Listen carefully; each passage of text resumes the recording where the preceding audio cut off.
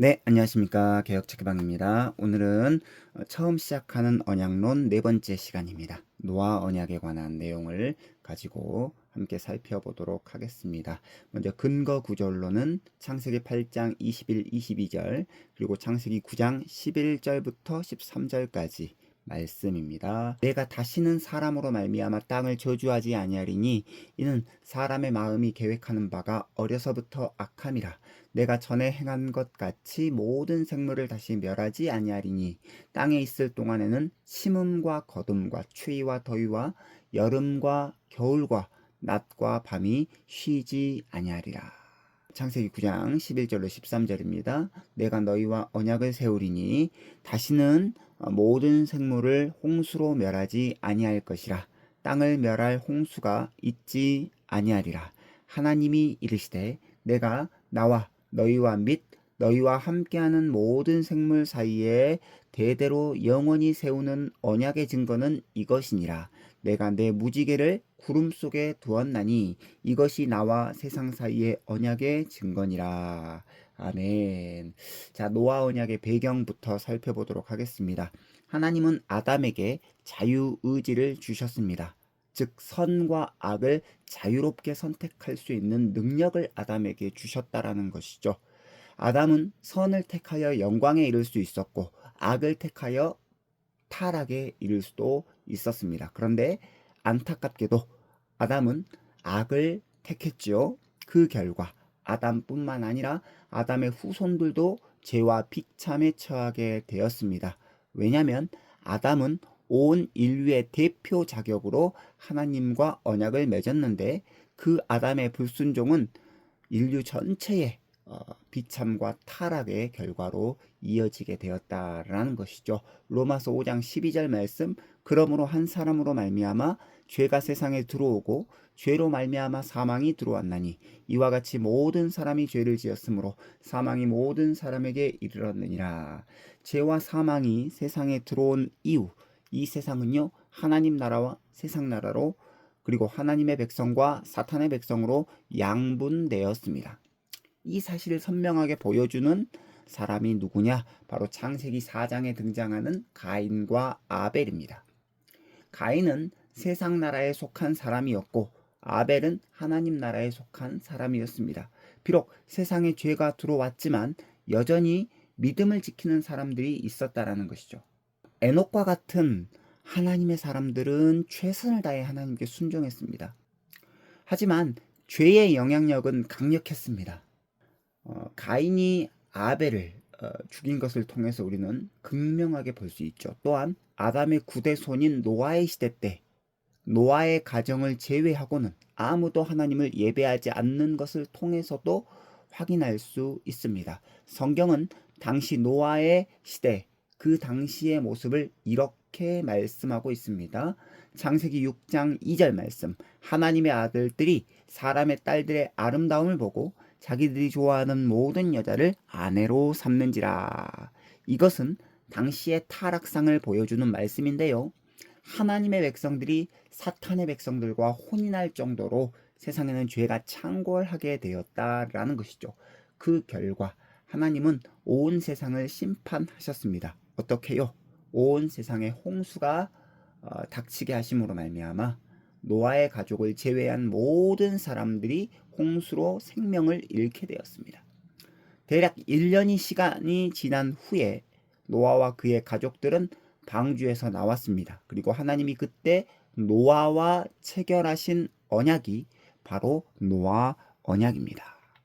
그렇다고 한다면 노아 언약의 내용에 대해서 함께 살펴보도록 하겠습니다. 하나님은 노아와 다음과 같은 언약을 맺으셨는데 우리가 처음에 읽었던 창세기 8장 21에서 22절 그리고 창세기 9장 11절로 13절입니다.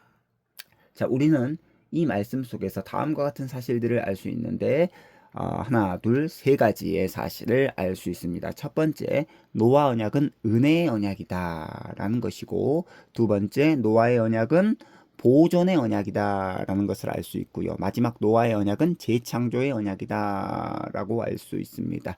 첫 번째, 노아 언약은 은혜의 언약이다 라는 것이죠. 하나님이 인류와 맺으신 첫 번째 언약인 아담 언약은요, 행위 언약이었습니다. 즉 아담의 완전한 순종을 조건으로 생명을 약속하신 철저하게 행위 언약이었어요. 아담은 언약의 수혜를 입기 위해서 율법에 온전히 순종해야 했습니다. 하지만 노아 언약은요, 사람의 행위와는 상관이 없습니다.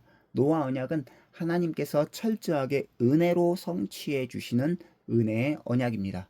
사실 아담 언약 이후의 모든 언약은 다 은혜 언약이라고 할 수 있습니다. 그 이유는 인류의 범죄와 타락 때문이죠. 타락한 인류는 스스로의 능력으로 구원에 이를 수 없기 때문에 하나님께서 은혜로 구원의 길을 열어 주셔야만 합니다.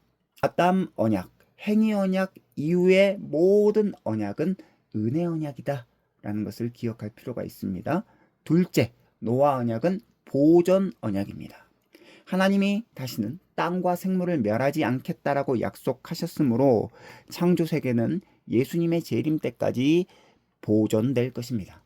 따라서 우리는 인류의 생명을 위협하는 전 지구적인 재난을 두려워할 필요가 없습니다. 지구는 마지막 날까지 지금의 모습을 유지할 것이기 때문이죠.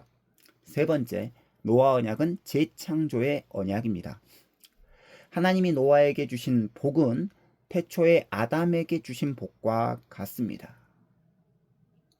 아담의 후손이 온 세상에 가득하게 되었던 것처럼 이제 노아의 후손이 온 세상에 가득하게 될 것입니다. 창세기 9장 1절 말씀, 하나님이 노아와 그 아들들에게 복을 주시며 그들에게 이르시되 생육하고 번성하여 땅을 충만하라. 이 언약의 말씀은 아담에게 주셨던 그 언약의 말씀을 반복하고 있는 것이죠. 노아 언약의 목적에 대해서 살펴보도록 하겠습니다. 하나님이 노아와 언약을 맺으신 목적은 다음과 같습니다. 첫째, 사람들이 지나친 두려움에 빠지지 않고 정상적인 생활을 유지하는 것이죠. 두 번째, 하나님이 죄와 타락을 통제하신다라고 하는 사실을 보여주는 것입니다. 세 번째, 원시복음에 대한 믿음을 강화시키는 것입니다. 즉, 여자의 후손을 보내주시겠다, 예수 그리스도를 보내주시겠다라고 하는 그 복음에 대한 믿음을 강화시키는 것을 목적으로 합니다. 노아 언약의 목적의 첫 번째는요, 사람들이 지나친 두려움에 빠지지 않고 정상적인 생활을 유지하는 것입니다. 노아 언약은 크게 두 가지 배경 속에서 체결되었습니다. 전 인류의 타락과 전 인류의 심판입니다. 따라서 사람들은 죄가 창궐할 때마다 하나님이 노아 때처럼 세상을 심판하실지 모른다라고 하는 두려움을 가질 수 있었습니다. 그래서 하나님은 사람들이 심각한 두려움에 사로잡히지 않고 정상적인 삶을 유지할 수 있도록 노아 언약을 체결해 주셨습니다. 둘째, 하나님이 죄와 타락을 통제하신다라고 하는 사실을 보여주는 것이 바로 노아 언약의 목적입니다. 만약 하나님이 은혜를 제거해 버리신다라고 한다면 세상은 또다시 노아의 시대처럼 변할 것입니다. 그러면 하나님은 또다시 온 세상을 심판하실 것이죠. 따라서 노아의 홍수가 반복되지 않는다라고 하는 사실은요, 노아 시대처럼 세상이 타락하지 않도록 하나님이 은혜를 베풀어 주실 것이다 라고 하는 의미입니다. 세 번째, 원시복음에 대한 믿음을 강화시키는 것이 노아 언약의 목적인데요. 하나님은 원시복음에서 여자의 후손을 약속하셨습니다. 언젠가 여자의 후손이 오시려면 세상은 멸망하지 않고 계속해서 보존되어야 합니다. 그 여자의 후손이 바로 누구십니까? 하나님의 아들이신 예수 그리스도이시죠. 하나님의 백성들은 노아 언약을 통해 이 구원자 되시는 예수 그리스도가 오실 때까지 안전하게 보존된다라고 하는 믿음을 가질 수 있었습니다.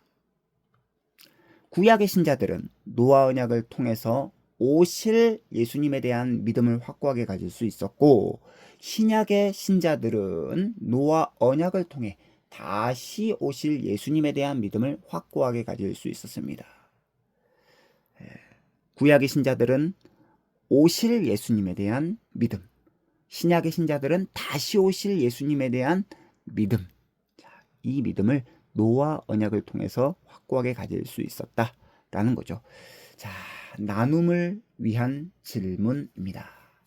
자, 첫 번째 질문입니다. 죄가 세상에 들어온 이후 세상에는 어떤 변화가 일어났습니까? 라고 묻고 있습니다.